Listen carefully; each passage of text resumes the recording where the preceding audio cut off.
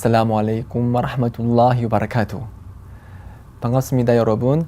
이번 강의를 통해서는 제7장 경제활동에 대해서 알아보도록 하겠습니다. 이 책, 즉 새내기 무슬림을 위한 지침서가 가지고 있는 독특한 장점 중에 하나는 기존 서적에서 다루고 있지 않은 이러한 경제활동, 그리고 의복, 그리고 가족생활 등등 기존 출판에서는 다루고 있지 않은 이런 부분까지도 다루고 있다는 사실인데요. 자, 경제활동에 대해서 저희가 알아보는 시간을 갖도록 하겠습니다. 경제활동에 관한 기본적인 원칙은 모든 경제활동은 허락된다는 것입니다.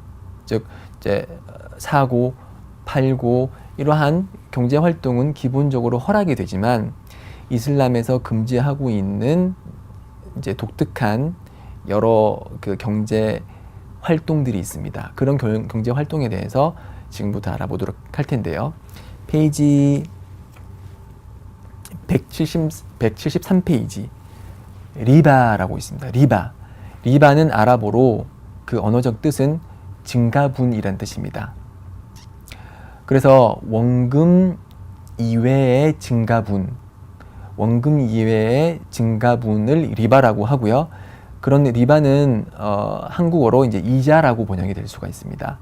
그래서 보통 리바를 보통 번역을 할 때 고리대금 이렇게 번역을 하는데 그런 번역은 정확한 번역은 아닙니다. 왜냐하면 고리라는 게 뭐예요? 높은 이자율의 그런 그 대금을 그러니까 높은 이자율을 가진 이자를 말하는데 여기서 말하는 리바는 그 연체율, 그런 이자율이 1%든지 2%든지 3%든지 100%든지 그런 퍼센트지가 중요한 게 아니고, 그렇기 때문에 저리대금이든 고리대금이든 리바는 리바다. 그래서 리바는 이자라고 번역을 해야 되고요. 이자라고 이해를 하시면 되겠습니다. 그래서 이 이자라는 것은 예를 들어서 제가 철수에게 100만 원을 빌려줬어요. 그렇죠? 100만 원을 빌려주면서 1년 후에 110만 원으로 갚어. 이렇게 했을 때 이 증가된 10만 원이 있죠. 이 증가된 10만 원은 이자인 거죠. 그렇기 때문에 저희는 이러한 거래를 해서는 안 됩니다. 무슬림은 리바를 항상 피해야 됩니다. 또 다른 형태로는 예를 들어서 철수에게 100만 원을 빌려주면서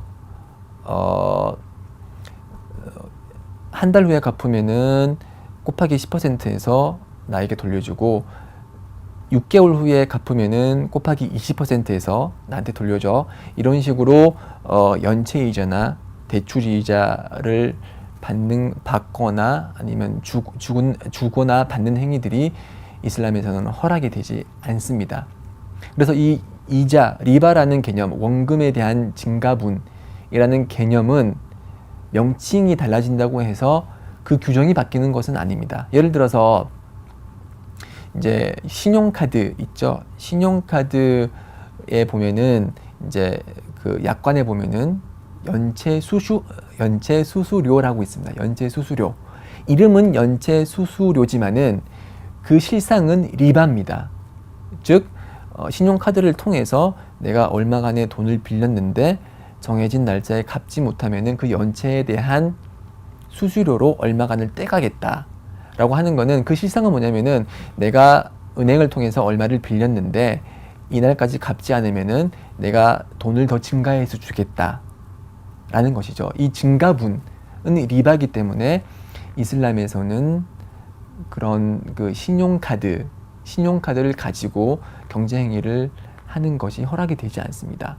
물론 우리 이제 그 일반 소비자로서 신용카드를 사용하지 못하면은 여러 불편한 점이 있지만, 지금 현재 이제 그 체크카드가 있기 때문에 체크카드는 이런 그 대출 서비스가 없기 때문에 정해진 그 금액만을 그 잔고에서 그러니까 잔고에 있는 돈만을 빼서 사용하기 때문에 이런 체크카드를 사용하는 것이 이슬람적이고 신용카드를 사용하는 것은 허락이 되지 않습니다.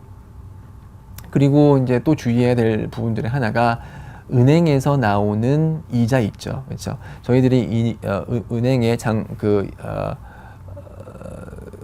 은행에서 이제 돈을 맡기면은 그 돈에 관해서 뭐 매달 몇 %씩 이제 이자가 나오는데, 그런 이자는 무슬림들은 받아서는 안 돼요. 그게 기본 원칙입니다. 그래서 가능하다면은 은행 측에 설명을 해서 이자를 받지 않는 그런 예금 상품을 선택을 해야 되고요.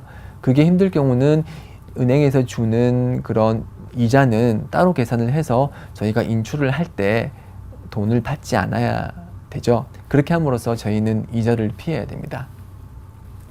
그렇다면 왜 이자가 금지됐냐, 왜 이자는 받아서는 안 되냐 질문할 수 있겠죠. 이 책에서 이제 여러 가지 리바에 대한 설명이 나오는데, 우선은 코란과 그리고 순나가 이자를 받지 말라라고 명령을 했기 때문에 저희는 따르는 겁니다. 그래서 코란에서 언급하기를, 하나님께서 언급하시기를 그대들이 믿는 자라면은 리바를 포기해라, 그렇게 말씀하시고 계십니다.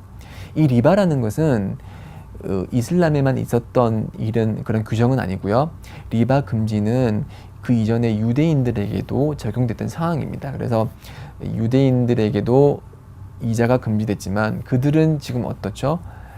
금융업을 통해서 이제 돈을 버는 그런 사람들로 인식이 될 정도로 리바에 대해서 아주 적극적으로 거래를 하고 있지만, 이슬람은, 그리고 이슬람을 믿는 무슬림은 리바를 택하지 않습니다. 리바를 취하지 않습니다.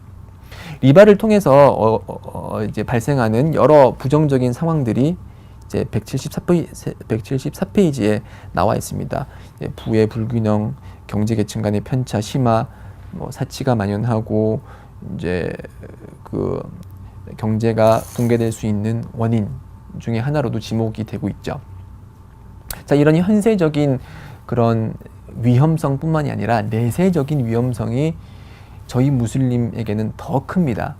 그래서 리바를 주는 사람이나 받는 사람이나 기록하는 사람이나 증언하는 사람 모두 똑같다고 했습니다. 그래서 저희들은 최대한 리바를 피하려고 해야 됩니다. 그래서 리바를 취하는 자에 대해서 꾸란에서 말씀하시기를, 나는, 즉 하나님은 리바에 대한 축복을 소멸했다, 그렇게 말하고 있거든요. 그래서 저희들이 그런 이자 노름을 통해서, 금융업을 통해서 아무리 많은 돈을 번다고 해도 그 돈에는 축복이 없고 오히려 심판의 날 심판의 대상이 되는 그런 경우가 있기 때문에 저희들은 리바를 취해서는 안 되고요.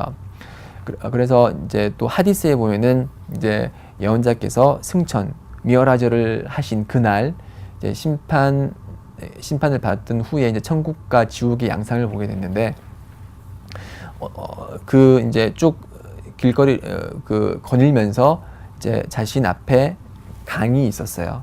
한마디 그분 앞에 강이 있었는데, 그 강은 피로 돼 있는 강이었고, 그래서 그 둑과 둑 사이를 이제 수영하는 사람이 있었어요. 그 피로 된 강을 수영을 막 해요. 그래서 이제 이 언덕에서 다른 언덕으로 가서 그 다른 언덕에 도착하면은 거기에서 천사가 기다리고 있어요. 그래서 그 천사가 커다란 돌을 가지고 그 돌을 그 수영한 자의 입에 쳐박아 넣어요. 그래서 그렇게 해서 막 고통스럽게 고통을 받고 나서 다시 그 사람은 피로 범벅된 그 강을 지나가서 다른 또 둑에 들어가면은 거기에서 또 기다리고 있던 천사가 큰 돌을 들어서 그 자의 입에다가 처박아 넣어버리는 아주 고통스러운 그런 벌을 받고 있는 모습을 보았는데, 그 모습을 보고서 무함마드께서 옆에 있는 천사에게 물었습니다. 이 자는 과연 어떤 일을 했길래 이렇게 엄청난 고통을 받고 있냐라고 질문을 하니까, 저 자는 현세에서 리바를 다루고 리바를 취했던 자다, 이렇게 답변을 했습니다. 그래서 물론 현세에서 리바를 취함으로써 저희가 경제적인 그런 이득을 볼 수 있지만, 그 이득 때문에, 그 조그만 이득 때문에 내세에서 받을 그런 고통을 감내해서는 안 되겠죠. 물론 지금 현세대에서는 금융업이 발달을 했고 금융 서비스가 여기저기 도처에 널려 있기 때문에 리바를 완벽하게 피하는 것이 쉽지가 않다는 걸 잘 알고 있습니다. 그럼에도 불구하고 저희들은 리바를 항상 피하려고 최선의 노력을 다해야 되고요. 능력 밖의 일에 대해서는 하나님께서 말씀하시기를, 라 유칼리풀라후 nafsan 일라 우사하. 즉 그분께서는 영혼이 가지고 있는 능력 이외의 것을 짐지우시지 않는다고 말씀하셨고, fattaqullaha mastata'tum. 그대들 능력껏 하나님을 두려워하라라고 말씀하셨듯이, 저희들은 이런 리바가 가지고 있는 막중함, 그런 위험성을 잘 알고 최대한 리바가 포함된 거래나 계약은 피해야 되겠습니다. 네, 여기까지가 리바에 관해서 제가 설명드릴 수 있는 부분이고요. 자, 다음 부분에는 이제 경제적 활동을 할 때 발생하는 불확실성과 무지라는 그런 속성에 대해서 알아보도록 하겠습니다. 계속 청취해 주시기 바랍니다. 살라무 알레이쿰 와 라흐마툴라히 와 바라카투.